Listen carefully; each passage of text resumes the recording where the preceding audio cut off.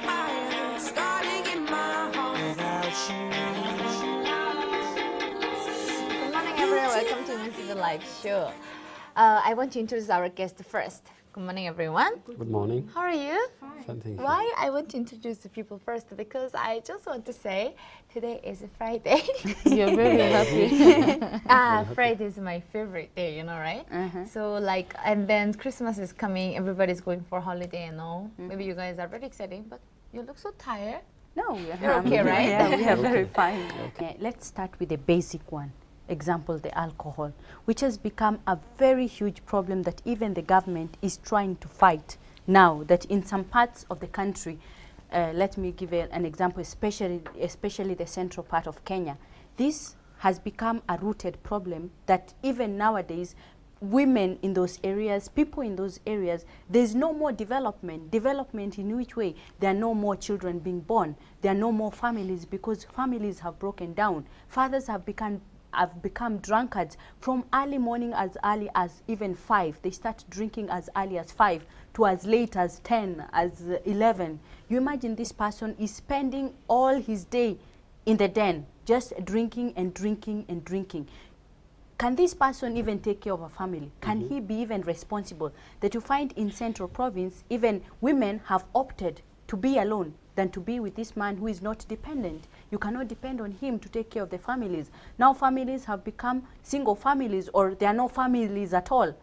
There are no more children being born. And you find that the population is slowly decreasing, and people are even dying because of alcohol. You know, they're starting to be taken to rehab centers. Even if you take them to rehab centers, they don't want to go because the problem is communal. Who will take them? Who will take this other? Can a drunkard lead a drunkard to a rehab center? I don't think we should blame the government, because I'm thinking when I have a role model as my dad. He comes back home drunk. When he comes back home drunk, in his pocket he's carrying a little bottle of liquor. Then he gives the daughter to test a bit, just test it, even the son. What happens? This kid grows up knowing that this thing is very nice. So by the time they're in teenage, or by the time they're even getting into adolescence, it becomes a norm. It's okay. My dad drinks it, gives it to me. That's so why that's why now it's like a vicious circle. Now it's these children who have now grown up, and now they cannot even take care of their families. Have the women failed then to bring these men to a straight life? Have they failed? I totally agree with what you're saying, ladies. I'm not trying to justify men's actions, but I'm saying those are the causes. Exactly. I'm saying why those can be the causes. Now this is now where we need to come in and do 3 things. And women do 3 things. One, you either confront the men, or you enlighten them, or you exhort them. You confront the men, or you enlighten them. Just or remember, you you are trying to confront a man who is a drunkard. Yes. How will that go? So this is now where you need to come in. That's a very good question, very valid. You need to come in as a woman and first of all know this is your man. If you're married, he is your man. Okay. And if you're a religious person, a Christian, then you know divorce is not an option. Yeah. So how do you tackle the issue? This is what I believe. You need to have infractions when you're talking to them, because I'm trying to answer your question. That, okay, honey, or baby, or my husband, whatever you call him, I feel that next time you want to take alcohol, okay, I want to give you an idea.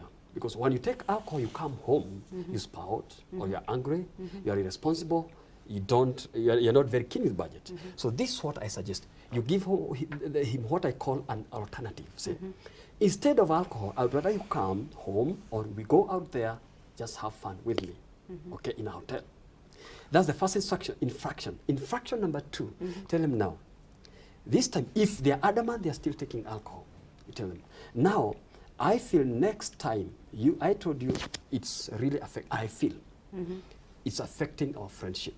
So next time you do it, that's infraction number 2. Next time you do it, and you come and spout, I'll take off, go to my neighbors, or go to my mentors, or my best couple, and spend there until you have enough sobriety to talk to me and listen to me. Infraction, now he's listening, remember. Infraction number 3, if he continues taking alcohol, now slam a consequence. Say down, you've done it now, I told you I'll take off. So I'm going until you're sober enough to listen to me. Men inside, they need to change by themselves, right? No matter how we try to push them, you know. So I just hope the older men, they have to remember, they will regret later how much they will regret, and they will be so sad, and that they don't want to repeat again. But life is only once. People should not look for scapegoats. Let them be responsible enough to admit whatever that they are doing, and let them admit that yes, I'm an alcoholic, I have a problem with alcohol, so I need help. First, they have to accept what they are. So true. Okay. As we learned, I think if you remember the role of our individual, our role, then you will not make a mistake again. And then remember your family members. And as told you, if you are drinking, especially like a father of family, you have to remember that later you will regret a lot.